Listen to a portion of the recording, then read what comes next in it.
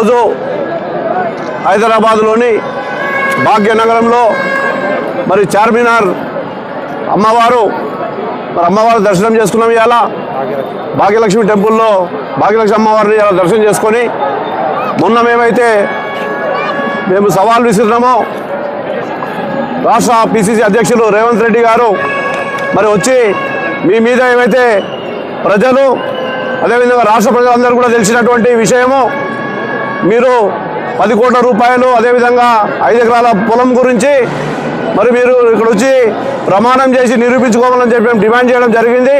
24 గంటల టైం ఇచ్చాం. మరి ఈ రోజుకి ఇప్పుడు నేను మాట్లాడి 48 గంటలు అవుతుంది కాబట్టి మరి ఇప్పటివరకు కూడా సమాధానం లేదని చెప్పి ఇలా నేను చార్మినార్ భాగ్యలక్ష్మి అమ్మవారు దేవాలయంకి వచ్చి ఇలా పూజలు చేసుకొని ఇక్కడ మీడియా మిత్రుల సమావేశంలో మాట్లాడడం జరుగుతూ ఉన్నది. మీకు చిత్తశుద్ధి ఉంటే మీకు నిజంగా మీరు తప్పు చేయకుంటే అమ్మవారి దగ్గరకు వచ్చి మీరు ప్రమాణం చేసేవాళ్ళు. ఎందుకంటే గతంలో మీకు చెప్పాను, మన ఈటెల రాజేందర్ గారు ఏదైతే ఆరోపణ చేస్తారో 25 కోట్ల రూపాయలు వారు డిమాండ్ చేయలేరు మిమ్మల్ని, అయినా కూడా మీరు వచ్చి ఇక్కడ ప్రమాణం చేశారు భాగ్యలక్ష్మి అమ్మవారి దగ్గర. మరి నేను డిమాండ్ చేశాను, మీరు నిరూపించుకోండి, మీరు తప్పు చేయకుంటే మీరు డబ్బులు ఎక్కడ తీసుకోకుంటే. ఇలా రాష్ట్ర వ్యాప్తంగా ఇలా తెలంగాణ రాష్ట్రం మొత్తంలో ఇలా 119 నియోజకవర్గాల నుంచి ఇలా నువ్వు డబ్బులు తీసుకున్నావు అని చెప్పేసి ఇలా మరి ఆరోపణలు వస్తున్నాయి. అవన్నీ కూడా నిరూపించుకోవాలంటే నువ్వు తక్షణమే ఈ యొక్క అమ్మవారి దగ్గరకు వచ్చి మరి నువ్వు నిరూపించుకోవాల్సింది. 24 గంటల సమయం ఇచ్చాం కాబట్టి నిరూపించుకోలేవు. కాబట్టి నేను మొన్ననే చెప్పాను, నువ్వు ప్రమాణం చేయకుంటే అమ్మవారి దగ్గరకు వచ్చి ఈ తప్పు చేసిన వాళ్ళం అవుతావు. నేను ఒకటే నిరూపించాను, నేను ఒకటే ఆరోపించాను. మా మహేశ్వరం నియోజకవర్గంలో ఒక అభ్యర్థి దగ్గర నుంచి 10 కోట్లు 5 ఎకరాల పొలం అని చెప్పేసి ఆరోపించాము. మరి అలా రాష్ట్ర వ్యాప్తంగా అనేక మంది అలా మీ మీద ఉన్నటువంటి ఆరోపణలు చేస్తూ ఉన్నారు. అవన్నిటికీ కూడా నువ్వు సమాధానం చెప్పాల్సిన అవసరం ఉంది రేవంత్ రెడ్డి గారు అని చెప్పేసి కూడా ఈ సందర్భంగా తెలియజేస్తా ఉన్నాను. ఇలా చిన్నపాడు 40 ఏళ్ల సంది కాంగ్రెస్ పార్టీ నుంచి కష్టపడినటువంటి నాయకులను పక్కకు పెట్టి వాళ్ళందరూ ఇలా కొత్తగా ఎవరైతే వస్తున్నారో వాళ్ళకి నేర్చుకొని ఇమీడియట్లీ ఇలా టికెట్లు ఇస్తున్నారంటే డబ్బులకు అమ్ముడుపోతున్న రేవంత్ రెడ్డికి తగిన బుద్ధి చెప్పాల్సిన సమయం ఆసన్నమైంది. ప్రజలందరూ కూడా ఏకమయ్యారు.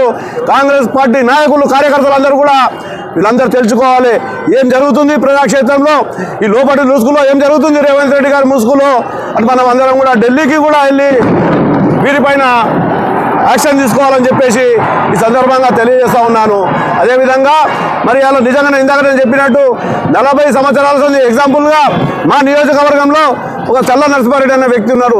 40 సంవత్సరాల నుంచి కాంగ్రెస్ పార్టీని పోషిస్తూ కాంగ్రెస్ పార్టీ గురించి పనిచేస్తున్న వ్యక్తి ఇలా ఆయన కాదని ఇలా ఎవరో డబ్బులు ఇస్తున్నారనో సూట్ కేసు ఇస్తున్నారనో పొలాలు ఇస్తున్నారనో వేరే వాళ్ళ పేర్లు మొదటి లిస్టులో పెట్టి ఇలా పంపిస్తున్నామంటే మరి చల్ల నరసింహారెడ్డి లాంటి వ్యక్తులు ఎక్కడ పోవాలి? కాంగ్రెస్ పార్టీ నమ్ముకున్న వాళ్ళు, కాంగ్రెస్ పార్టీకి అహర్నిశలు పనిచేసిన వాళ్ళు మరి వాళ్ళందరూ ఎక్కడ పోవాలని నేను ప్రశ్నిస్తూ ఉన్నాను. నేను కూడా గతంలో 2000 నుంచి 2013 దాకా నేను కాంగ్రెస్ పార్టీలో పనిచేశాను. ఈ యొక్క తెలంగాణ ఉద్యమంలో తెలంగాణ గురించి పోరాడాలని చెప్పేసి తెలంగాణ రాష్ట్రము మనకు బాగుపడాలని చెప్పేసి నాడు తెలంగాణ రాష్ట్ర పార్టీకి టీఆర్ఎస్ పార్టీకి పోవడం జరిగింది. నాకు అక్కడ సరైన స్థానం జరగట్లేదని ఈ మధ్యలో నేను కాంగ్రెస్ పార్టీ నా మొదటి నుంచి ఉన్న ఇంటి పార్టీ అని చెప్పేసి నేను మళ్ళీ రావడం జరిగింది. నా యొక్క ఎదుగుదల, నా యొక్క నియోజకవర్గంలో నా పట్టును చూసి ఎవరైతే నువ్వు డబ్బులకు అమ్ముడు పోవాలనుకున్నావో ఆ వ్యక్తులకు లైన్ క్లియర్ చేయాలని చెప్పేసి నన్ను సస్పెండ్ చేశావు రేవంత్ రెడ్డి గారు. నేను సవాల్ విసురుతున్నా, నువ్వు ఎవరైతే డబ్బులు తీసుకున్నావో తీసుకోలేవో వీడికి వచ్చి నిరూపించుకోమన్నావు కాబట్టి నువ్వు నిరూపించుకోలేవు కాబట్టి తప్పకుండా ఈ నేరం నువ్వు చేశావని నేను తెలియజేస్తా ఉన్నాను. ఈ యొక్క అదేవిధంగా గతంలో ఈటెల రాజేందర్ గారు చేసినటువంటి ఆరోపణ 25 కోట్ల రూపాయల మీద, అదేవిధంగా ఇవాళ కల్వకుర్తి నుంచి కసిరెడ్డి నారాయణ రెడ్డి గారు ఇలా పార్టీలోకి వస్తున్నారు, టికెట్ కన్ఫర్మ్ చేస్తారంటున్నారు. ఏ విధంగా కన్ఫర్మ్ చేస్తారండి? మీ కాంగ్రెస్ విధి విధానాలు చెప్పండి. 50,000 రూపాయలు అప్లికేషన్ చేసుకోమన్నారు. మరి కసిరెడ్డి నారాయణ రెడ్డి గారు 50,000 రూపాయలు కట్టి అప్లికేషన్ చేసుకున్నారని నేను ప్రధానంగా డిమాండ్ చేస్తూ ఉన్నాను. మీరేమంటున్నారు? రేవంత్ రెడ్డికి అయినా సరే, ఇంకా రేవంత్ రెడ్డి తమ్ముడైనా సరే, ఎంత పెద్ద మంత్రి అయినా ఉండని, మాజీ మంత్రులు ఉండండి, అందరూ సర్వే ప్రకారమే చేస్తూ అంటున్నారు. మరి ఇవాళ కసిరెడ్డి నారాయణ రెడ్డి వస్తున్నారు, ఆయన మీద ఏం సర్వే చేశారు, మరి ఆయనకు ఎట్లా టికెట్ మీరు కన్ఫర్మేషన్ చేస్తున్నారని చెప్పేసి ఈ సందర్భంగా అడుగుతూ ఉన్నాను.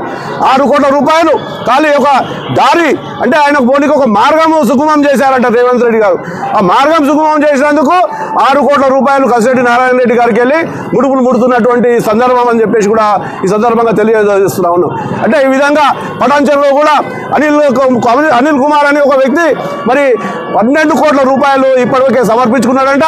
ఆయన చెప్పే విధానం ఏంటంటే రేపు మనకు ప్రభుత్వం వస్తుంది, కాంగ్రెస్ గవర్నమెంట్ రాగానే కాంగ్రెస్ ప్రభుత్వంలో నేను ముఖ్యమంత్రి అవుతా రేవంత్ రెడ్డిని, తర్వాత నీకు రెవెన్యూ మంత్రి ఇస్తా, నువ్వేమి భయపడకని చెప్పేసి అనిల్ కుమార్ దగ్గరికి వెళ్ళి 12 కోట్ల రూపాయలు తీసుకున్నది వాస్తవం అవునా కాదా తెలియాలని చెప్పేసి సందర్భంగా తెలియజేస్తాం. ఏవైతే ఆరోపణలు ఇప్పుడు నా వరకు వచ్చినాయో రాష్ట్ర వ్యాప్తంగా ఇంకా అనేక మంది ఉన్నారు, వాళ్ళందరూ కూడా చిట్టాను త్వరలో బయట పెడతా. ఇవన్నిటిపైన కూడా నేను త్వరలో ఢిల్లీకి వెళ్ళి ఈడీకి సిబిఐకి ఇవన్నీ కూడా నేను అందజేసి వీటిపై తగిన విచారణ చేసి నిజ నిర్ధారణ కమిటీ చేసి ఇవి తేల్చాలని చెప్పేసి నేను ప్రధానమైన డిమాండ్ చేస్తా ఉన్నాను రేవంత్ రెడ్డి గారి పైన. తప్పకుండా ఈ చర్యలు తీసుకోవాలని చెప్పేసి నేను మరొకసారి కోరుకుంటూ, ఇప్పుడు గతంలో కూడా నువ్వేమి సుఖమైన మనిషి ఏం కాదు, గతంలో కూడా ఓటుకు నోటు 50 లక్షల రూపాయలు ఒక ఎమ్మెల్సీ ఎలక్షన్లో ఇస్తూ పట్టుబడ్డ వ్యక్తివి, నీకు ఇవేం కొత్త ఏం కాదు.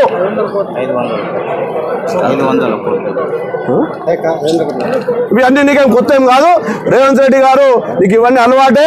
మేము ఈ యొక్క ప్రజాక్షేత్రంలో పోరాడి కాంగ్రెస్ పార్టీ నాయకులని కార్యకర్తలని కాపాడాల్సిన బాధ్యత హైకమాండ్ పైన ఉన్నది, రాహుల్ గాంధీ గారి పైన ఉన్నది. ఎవరైతే కష్టపడ్డారో వారికి మీరు రీఫామ్ ఇవ్వండి, టికెట్ ఇవ్వండి, ఎవరికైతే గెలుస్తారో ప్రజాక్షేత్రంలో వాళ్ళకి ఇవ్వండి. అంతేగాని ఇలా మా దగ్గర కూడా మహేశ్వరంలో నిన్న కూడా ఒక వార్త వినబడుతూ ఉన్నది. తీగల కృష్ణారెడ్డి గారు టీఆర్ఎస్ పార్టీలో ఉన్నారు, రేపు తీగల కృష్ణారెడ్డి గారు వస్తే మరి తీగల కృష్ణారెడ్డి గారు 50,000 రూపాయలు కట్టి అప్లికేషన్ అప్లై చేసుకుండా 50,000 రూపాయలు అమాయకుల దగ్గరికి వెళ్ళి 6 మంది 7 మంది 8 మంది మా మహేశ్వరంలో 6 మందితో 50,000 రూపాయలు కట్టించుకున్నారు. మరి ఆ కట్టించుకున్న వ్యక్తి మరి తీగల కృష్ణారెడ్డి టీఆర్ఎస్ పార్టీలోకి వస్తే మరి మీరు డేట్ అయిపోయింది కదా, డేట్ అయిపోయినాక రిటర్న్ ఇవ్వమని అడుగుతలేము, న్యాయం చేయమని అడుగుతున్నా. నా ప్రధానమైన కోరిక ఏంటంటే ఇప్పుడు ఎగ్జాంపుల్గా మా తమ్ముడు డబుల్ బెడ్రూమ్ అప్లై చేసుకుంటాడు. డబుల్ బెడ్రూమ్ అప్లై చేసుకుంటే ఆఫీసర్ దగ్గరికి పోతే అరే మీరు ఒక డేట్ పెట్టినామా 30 తారీఖు దాకానే, 30 తారీఖు అయిపోయింది కదా, నువ్వు 2 తారీఖు వచ్చినావు కదా, నీకు డబుల్ బెడ్రూమ్ రాదు, నీకు అయిపోయిందని ఎలగొట్టే చేస్తారు. మరి ఇలా ఎమ్మెల్యే అభ్యర్థులు అప్లికేషన్ చేసుకోవాలని 50,000 రూపాయలు కట్టించుకున్నావు. మరి ఒక డేట్ ఫిక్స్ చేసిరు, లాస్ట్ డేట్ అన్నారు. ఆ డేట్ లోపల అప్లై చేసుకున్న వాళ్ళ గురించి వాళ్ళకి ఇవ్వాలి మీరు. కానీ ఇలా డేట్లో అప్లై చేసుకున్న అందరూ పక్కకు పెట్టి ఇలా నువ్వు కొత్తగా వచ్చే తీగల కృష్ణారెడ్డికి ఎమ్మెల్యే టికెట్ ఇస్తానని చెప్తున్నావంట. మరి నువ్వు చేర్చుకో, నువ్వు పార్టీలో చేర్చుకో, కానీ ఒక కార్యకర్తగా తీసుకోవాలని. ఎందుకంటే అప్లై చేసిన దాంట్లో నేను గతంలో 3 నెలల కింద నేను చేరిన, నేను అప్లై చేసిన, సర్వే చేస్తున్నావు చెయ్యి, సర్వే ఈరోజు కూడా సర్వే చేయి, ప్రజాక్షేత్రంలో జిల్లా పడతా. నాకు సర్వే రాకుంటే నేను మొక్కున అనాలకు రాస్తా. నువ్వు డబ్బులు తీసుకొని ఎవరైతే డబ్బులు ఇస్తున్నారో వారి పేర్లో సర్వే చూపించుకుంటూ నిజమైన కార్యకర్తలని, నిజమైన కాంగ్రెస్ కార్యకర్తలని, నిజమైన కార్యకర్తలు పనిచేసే కార్యకర్తలు అందరినీ కూడా మోసం చేస్తున్నటువంటి వ్యక్తి రేవంత్ రెడ్డి గారిని సస్పెండ్ చేసి కాంగ్రెస్ పార్టీని కాపాడాలని రాహుల్ గాంధీ గారిని, సోనియా గాంధీ గారిని నేను వేడుకుంటా ఉన్నాను. ఎందుకంటే రాహుల్ గాంధీ గారి మీద నాకు ఉన్నటువంటి అభిమానంతో గతంలో నేను 10 సంవత్సరాలు రాహుల్ గాంధీ గారి ఆర్గనైజేషన్లో ఆమ్ ఆద్మీ కా సిపాయి రాష్ట్ర కోఆర్డినేటర్గా, రాష్ట్ర చీఫ్ కోఆర్డినేటర్గా పనిచేసేటువంటి అనుభవం ఉన్న వ్యక్తిగా తెలియజేస్తా ఉన్నాను. మరి అన్నిటికీ ఈడీకి వెళ్ళి ఢిల్లీలో వీరిపై నిజ నిర్ధారణ కమిటీ చేసి ఈడీ సిబిఐకి ఇవన్నీ కంప్లైంట్ చేస్తాను త్వరలో. అవన్నీ కూడా విచారణ జరిపి న్యాయం చేయాల్సిందిగా నేను తెలంగాణ ప్రజానికానికి అందరికీ నేను కోరుతా ఉన్నాను. అమ్మవారికి